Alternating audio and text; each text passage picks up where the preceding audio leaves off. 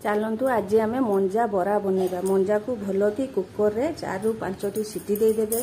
तापर आम 2 ରୁ 3 चामच चाउल गुंड देदेबा।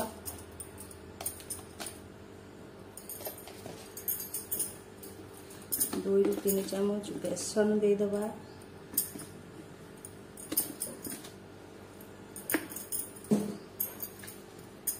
रसुण छेचा देदेबा। पियाज चुन चुन करी काटिथिबा ताकू भी देदेबा। भुसुआ पत्र देदेबा। कंचा लंका देदेबा। 2टी आलू सिजेकी रखिथिबा ताकू भी देदेबा। देकी भलो कि आमे गुळेई नबा। लूण हल्दी दे नबा।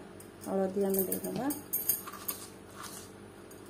परिबे मु आज ताकू एयर फ्रायर रे सेकुची। देखंतु ए भलिया भाव रे एयर फ्रायर रे सेकिबे। बिना ऑयल रे आपन को बरा प्रस्तुत होई जिवो।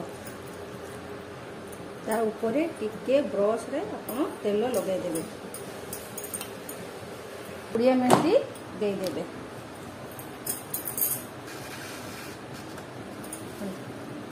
प्रस्तुत हो गला मंजा बरा।